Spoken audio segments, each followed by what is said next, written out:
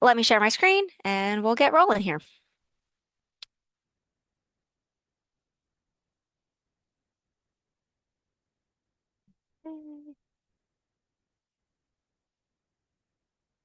Two. Sorry. Okay. Are we all set? Can you see my screen fine? Looks Yes, good. it looks good.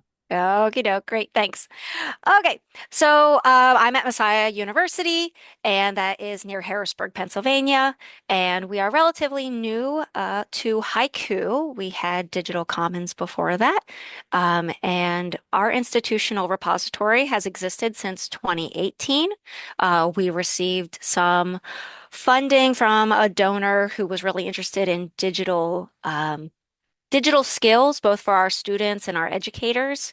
And as part of that, they considered an institutional repository a good place to put that to work. Um, I'm not sure they exactly knew what an institutional repository was when they set all that up, but I was happy that they wanted one and that the library got to have one. So I jumped at that. So since 2018, we have had an institutional repository. Uh, our link is up there now for our Haiku Commons instance, and the name of Mosaic is Messiah's Open Scholarship and Intellectual Creativity.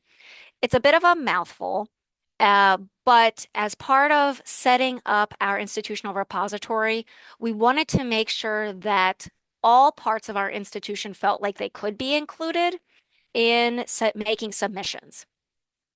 So scholarship means different things to different people.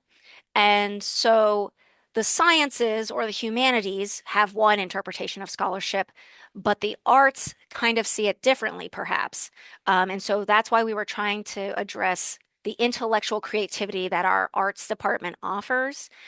So, for example, we would accept information about our dance program. So either dance performances or dance notes or musical recordings if they are able to be shared publicly. And so our name was trying to be very inclusive. We had a full um, task force set up for about 4 or 5 months in order to come up with all the guidelines for how we would collect content for Mosaic and what would or would not be included. Part of our branding included having a website, a LibGuide, where we would have all that information about what could be in Mosaic or not, and we had an email address. So even if people had no idea who I was, they would have a place to go and contact the institutional repository. When we finally had an institutional repository set up, we went and did a road show. And so we went to department meetings and school meetings and pretty much any group on campus that was willing to have us for 10 minutes and talk about what we were doing. And so there was a lot of confusion at first about whether our purpose was to collect everything and anything that was being produced on campus. And of course, that definitely was not feasible for us. And so we were interested in preserving institutional scholarship that we would want to have publicly visible. And our goal was to support lifelong learning through sharing the content that our students and our educators were producing. And one of our selling points was that it would reduce plagiarism in the sense that if things are crawled, web crawled, that they would show up if a professor would copy and paste, a student work and compare it to something that was housed in Mosaic. We tried to make every department feel special, and so they each have their own collection. So just a quick screenshot here of two of them. For example, within chemistry and biochemistry, then there would be a collection of student work in chemistry and biochemistry and a collection of the educator work in chemistry and biochem. And so they could use those, the upper level collection as one link URL that they could put on their website, on the institution's website for their department, or if they specifically wanted to showcase student work, like on social media, they could do that also. So every department should feel a little special with their own collection.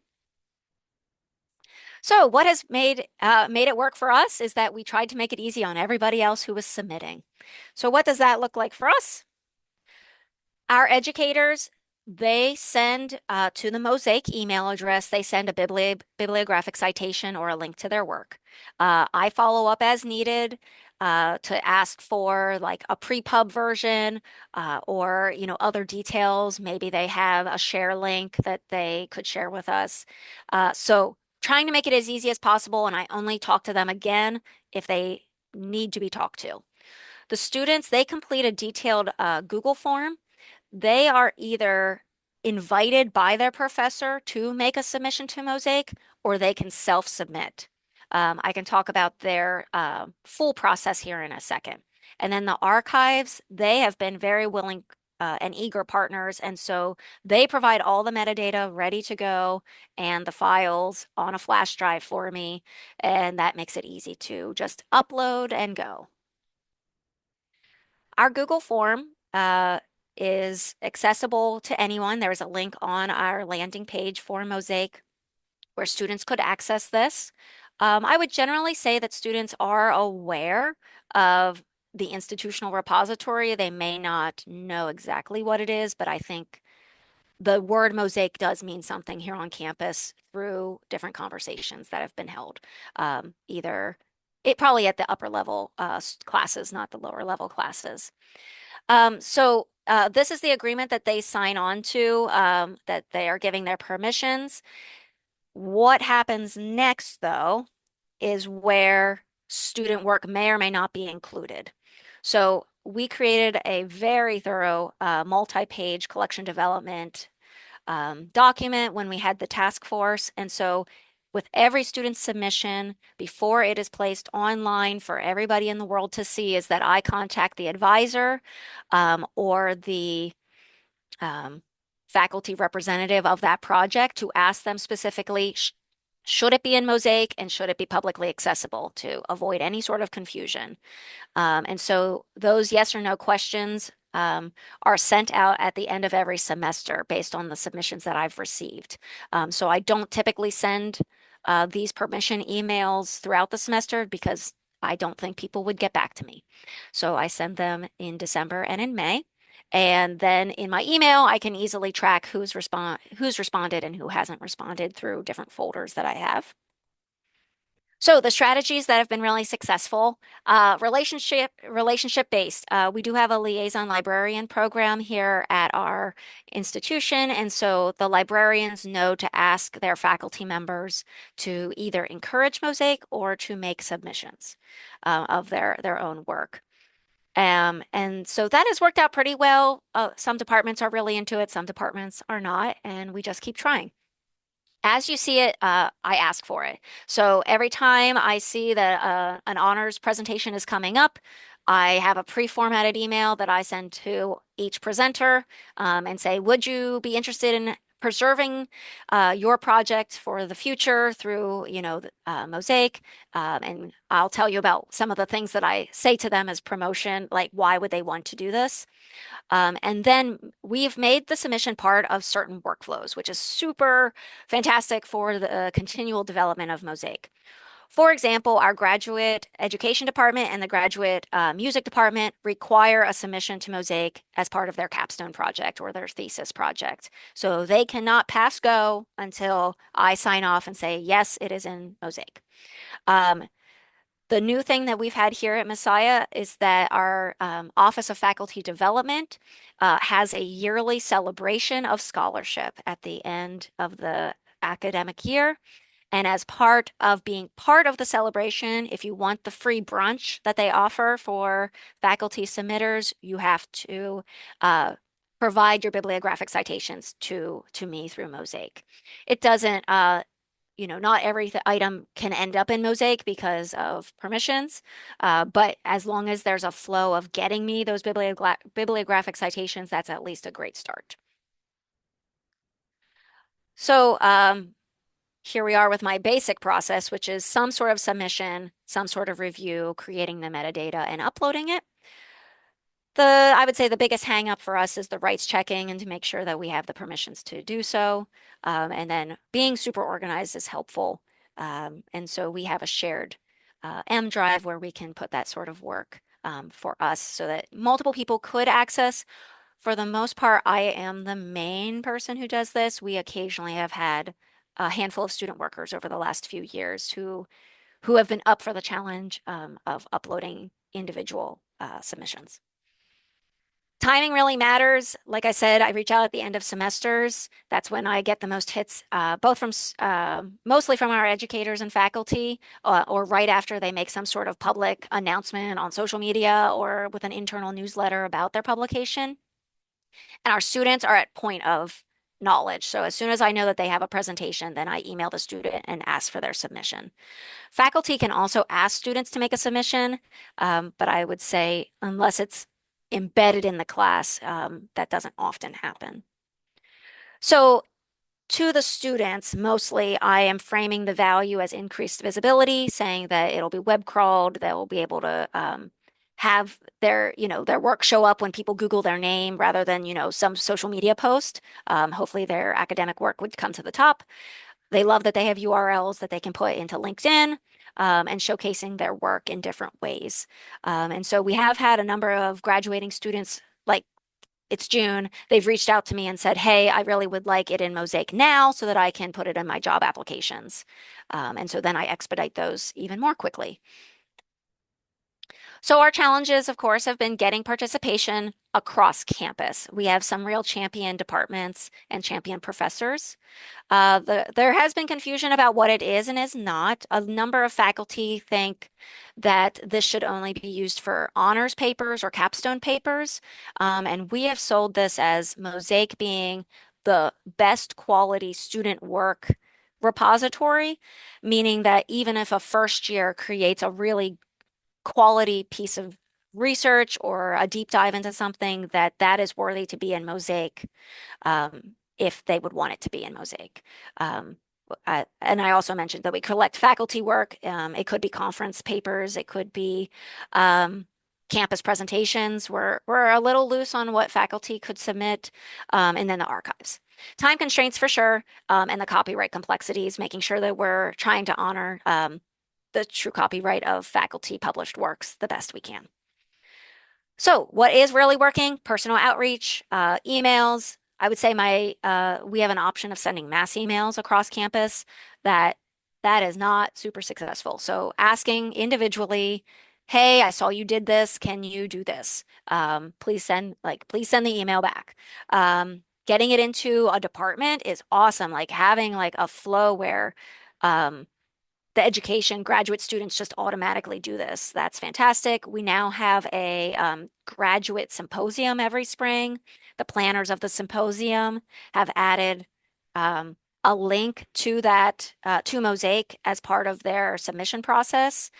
So if you want to be in the symposium, we would also encourage you to submit your poster to Mosaic, and keeping the process as simple as possible and asking the least amount of asks to anyone.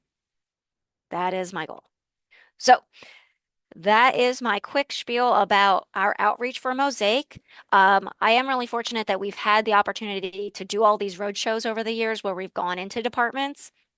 It may be time at this point to go on another road show and reintroduce ourselves since there's plenty of turnover here at our institution.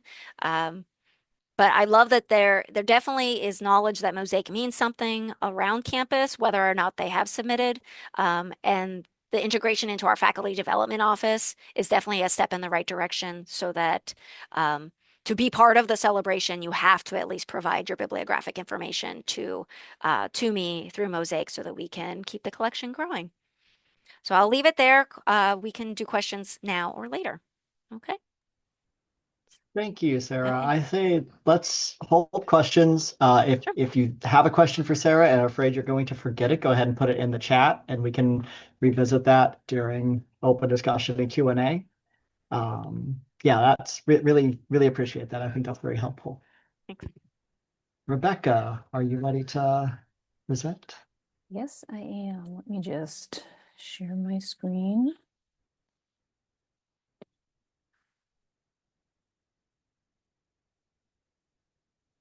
Everyone see my screen? Good. Yeah. Okay. So, hi, everybody. I'm Rebecca Cuddy. I'm the Institutional Repository Librarian at UNC Chapel Hill.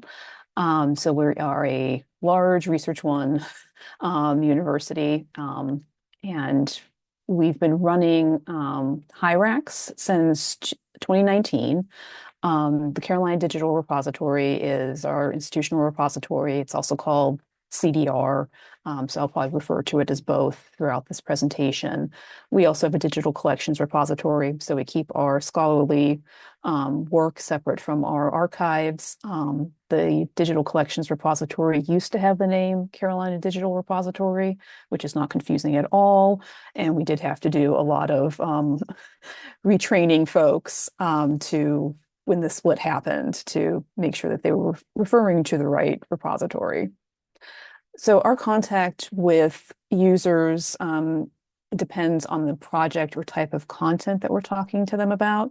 So I'll talk about the content first and then kind of get into some of the types of questions that we get and how I deal with them. So the first thing I should note is that UNC has an open access policy. This was passed by our faculty council in 2015. The CDR and my position are funded to support this policy, so most of our content acquisition efforts are focused on faculty work, which is the type of content covered by the policy. Essentially, the policy gives UNC a non-exclusive license to archive and distribute accepted manuscripts or postprints, whatever you want to call them, of faculty. And it covers scholarly articles from January 1st, 2016 to the present. So we've used it to enable several content acquisitions projects. We've connected the Dimensions indexing service and also the PubMed API to CDR so that we can ingest metadata and PDFs on a weekly basis. I can talk more about that if there's time or if folks have interest. But the important thing about the open access policy is that we don't get permission from faculty to deposit for these automated ingest projects. Our leadership discussed getting permission when we would make the articles public, and they determined that since the open access policy does give us permission and the faculty voted on it, that we didn't necessarily need to talk to them directly, which kind of surprised me.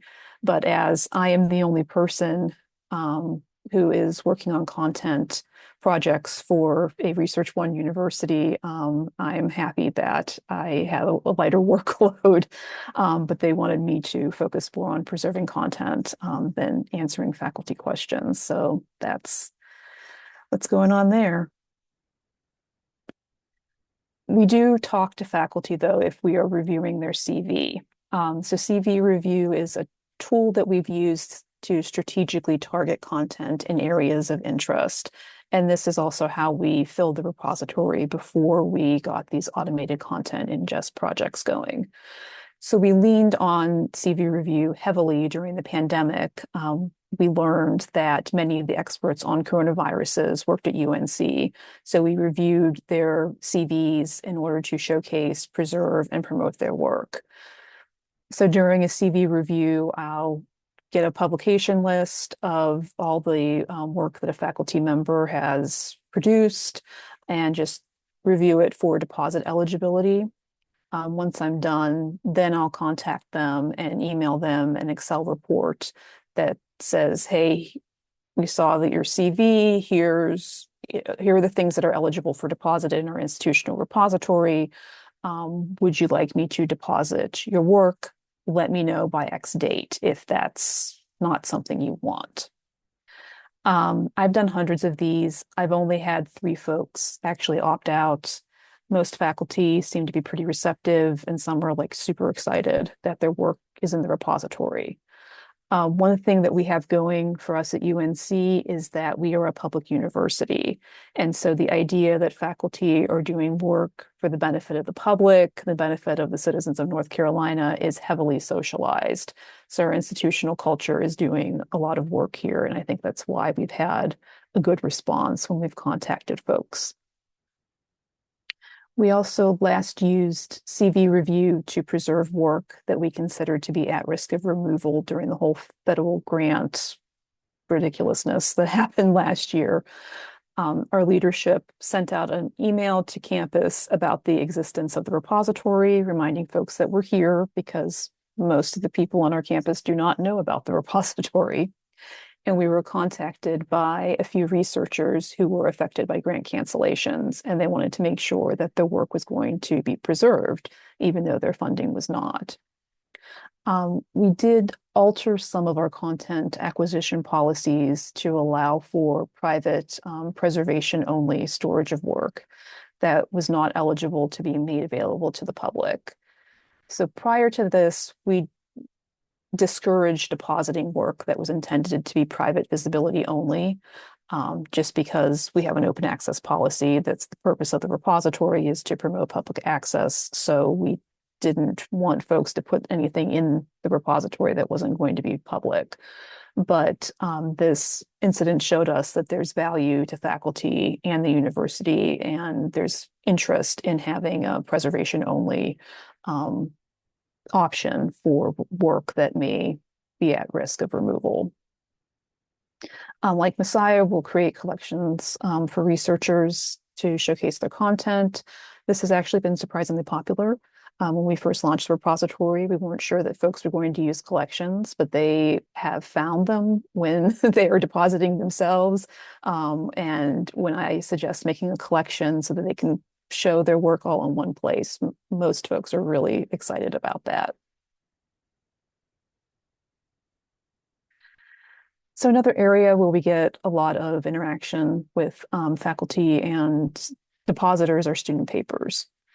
So students will deposit their papers directly into the CDR, except for students who are doing master's theses and doctoral dissertations, because we have an agreement with ProQuest where they submit, the students submit to the grad school sends it to ProQuest, and we get a upload via FTP, which is kind of a weird way of doing things, but it's nice to get structured metadata from ProQuest and not have to handle the approvals ourselves, because that would be probably me doing it, and I have a lot to do.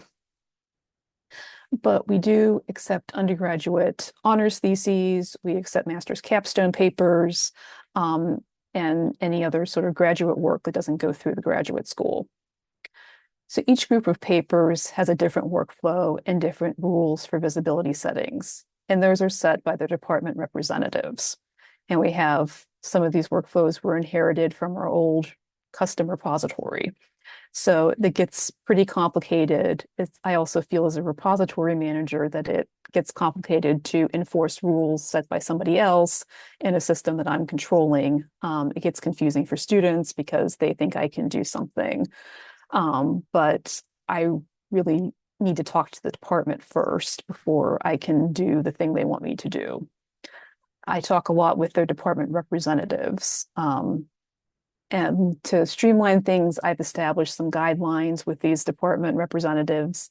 For example, I have an agreement with our honors program that students can make any adjustments that they want without prior approval until the last day of class. And then after the last day of class, I need to get approval from honors to do whatever they want me to do. I also get a lot of similar questions from students. So I've created templates for the most frequently asked questions, which are stored on our department's intranet, so I can answer easily and quickly.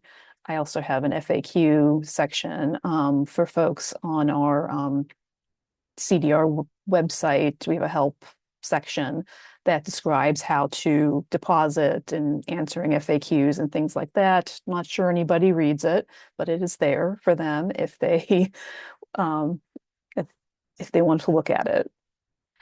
I've also found that it's been useful to periodically remind the departmental representatives of the capabilities of the repository. They don't interact with the repository very much. They're just there to kind of answer questions, give approval for modifications, and set policies. They're not in there day to day, so they don't always remember what the repository can do. So for example, sometimes students want me to delete their thesis from the repository, which we don't want to do. So I've had to remind the department that private visibility for theses is an option, and it's also possible to have different visibility settings on the work and file level, so we can keep the metadata visible while making the file private, and that usually satisfies everybody. So for other types of content in the repository, we will rely heavily on referrals. We have some regular depositors who do a good job of telling other folks about the repository. We get most of our student paper department setups requests via word of mouth. And we also have a strong liaison program, and they do a good job referring folks to the repository. And we also have relationships with our data management librarians. And I try to make myself available to my colleagues. I've attended liaison meetings to give them, CDR 101 and talking points to use when they're talking about the repository to their faculty. I've attended some departmental meetings with the liaison to talk about CDR if they want to, have that topic. And I've also attended some data management planning referral sessions on request. I try to make myself as accessible and available to my colleagues as possible so that I'm not a barrier to repository use. Like Messiah, we're trying to reduce all the barriers to use, and we do a lot of depositing on folks' behalf. Our e-resources folks have also inserted open access agreements into our licenses with vendors and publishers, so we get some open access articles via FTP, which is nice. So handling questions in general, they mostly come in via the CDR email address, and we also have a web form, but both of those methods send an email to me, and then I review question and triage it. I answer most questions about depositing work, uploading new versions, deletions, repository functionality, repository policies, that sort of thing. I can also answer very, very simple copyright questions that are related to deposit of work in CDR. If there are more complex copyright questions, I'll refer that to our open knowledge librarian. He's our copyright expert, while our scholarly communications officer position is vacant. Student paper questions get referred to the responsible department, unless they're in one of those categories that I've negotiated with the department prior, and then I can address those without approval. And then I handle any troubleshooting questions and bug tickets, and I'll submit those to our developers. So that's it.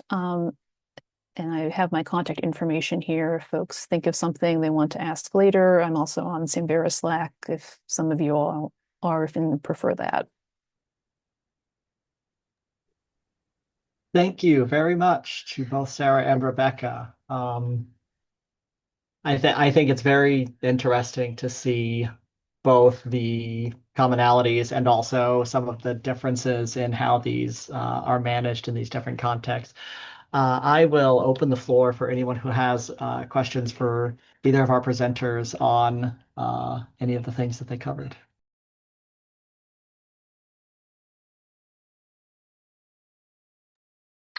I have a question for both speakers.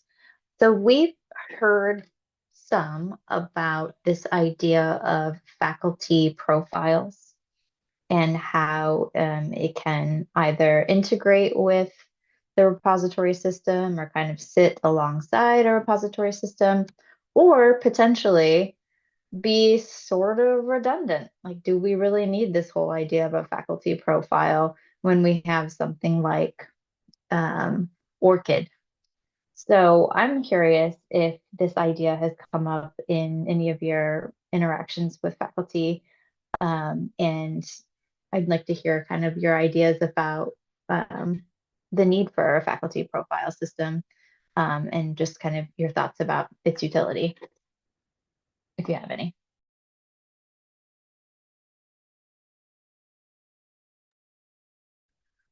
So we don't have a faculty profile system.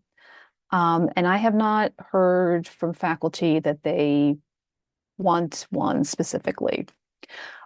But I have heard in presentations from others who have enabled a faculty profile that they're super popular. And so I'm curious if, faculty might want one, but just don't know what to ask for. So that's something that I keep in the back of my mind when faculty profiles come up. I know like our faculty love collections, and so it seems like having a faculty profile would be just another type of collection, and they might like that. UNC, I think, has a way to have showcase experts on a particular topic, which is another type of profile. So I'm thinking maybe at some point talking with whoever administers that to see if maybe we can connect CDR that way or connect it to the ORCID, just seeing if there's a way to leverage the existing infrastructure in such a way that we work with what we have. So that's not something that has come up for us in general. We've had some pushback from faculty saying, well, I update my academia.edu website. And so what's the difference? And our pitch is just that, well, we don't have any advertisements. It's, more open. Why not do both and? If you are willing to put the work in there, we're willing to put the work in here. So send us your stuff. So that's our pitch. I'm curious how faculty are using collections. Is it primarily to gather and showcase their works in particular, or are they doing more thematic things with them? For us, it is both. Individual faculty like to showcase their own work, but we have faculty who are working in a, I guess, thematic sort of field. We have a interdisciplinary healthcare, and I cannot remember for the life of me what it's called right now. Interprofessional education and practice group that has a collection that all of their folks just deposit to so that they can put that on their website and say, here's the work that our group is doing. So it's a mixture of both for us. I'm not sure our faculty are really using it for themselves, like as a self-promotion, but I do think that they are interested in having it for potential admissions questions to show to parents that that their department is publishing both student work and the faculty are, engaged in scholarship. So that collection tool is really useful for us in the sense like here's everything underneath that umbrella. That makes sense. That's a clever use of the way that collections work in Haiku and Hyrax. We do have a question in the chat that I'll read for the recording. Do either of you get requests from alumni about depositing their works in your IR? And if so, how have you handled these types of requests? So I don't believe I've had anyone ask, but it is part of our collection development policy that they could. So if an alum wants to submit something to Mosaic, it gets reviewed in the same way that any other student work would. So if the professor who oversaw that project is still on campus, then they would be asked directly to review the work and say whether or not it should be uploaded for public accessibility. If that professor is no longer, working for Messiah, then the department chair should be the point person to make that decision, and we will upload that content. Um, I would say we have had more alums say they want their work out of Mosaic after X number of years because they have been web crawled and they do not want to showcase their freshman year paper any longer. And so we do try to make that process as easy as possible. Also, just telling them that once it's gone, it's gone. We're not saving some backup copy for them, and we would withdraw it.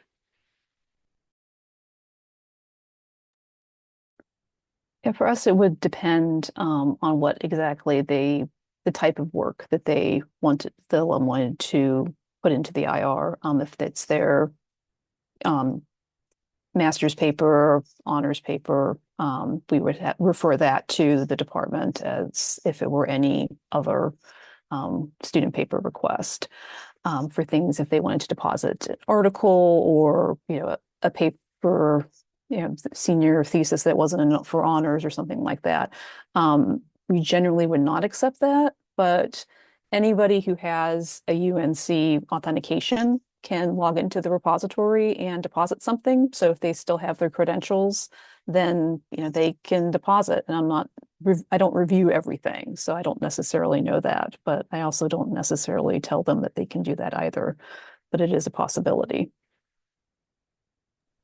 So you might see some recent blog posts show up. Yeah.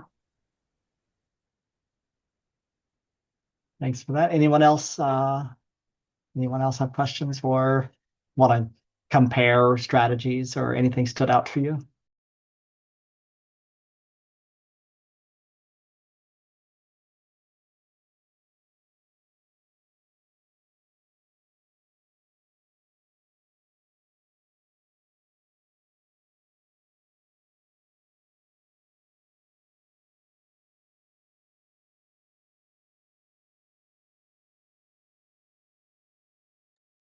All right, hearing no takers, thank you again to Sarah and Rebecca for presenting.